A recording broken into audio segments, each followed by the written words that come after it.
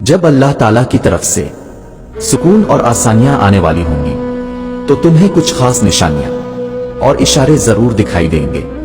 سنو، اللہ تمہیں دعا کا اختیار دیتا ہی کیوں؟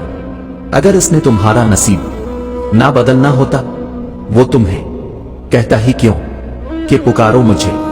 اگر اس نے تمہیں سننا نہ ہوتا وہ تمہیں سوال کی توفیق دیتا ہی کیوں؟ اگر اس نے تمہیں جواب نہ دینا ہوتا وہ فرماتا ہے خود کو اکیلا ہرگز نہ سمجھو، تم جہاں کہیں بھی ہو میں بھی وہاں ہوں۔ وہ فرماتا ہے کہ تم بھروسہ تو کر کے دیکھو مجھ پر، میں کسی بھی جان کو اس کی برداشت سے زیادہ نہیں آزماتا ہوں۔ وہ فرماتا ہے ماں اپنے بچے کی ایک سسکی بھی سہ نہیں پاتی اور میں تو تم سے 70 ماؤں سے بڑھ کر پیار کرتا ہوں۔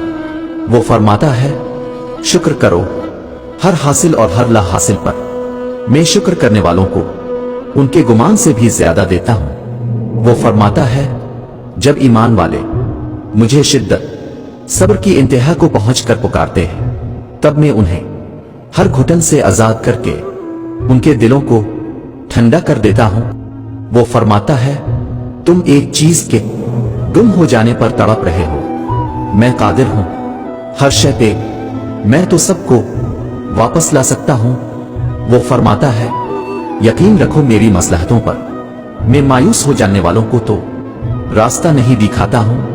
وہ فرماتا ہے میں نور ہوں آسمانوں اور زمینوں کا، میں تمہارے ان اندھیروں کو بھی روشنیوں میں بدل سکتا ہوں۔ وہ فرماتا ہے یہ سختی بس کچھ وقت کی بات ہے، صبر کر لو، میں صبر کرنے والوں کو پسند کرتا ہوں۔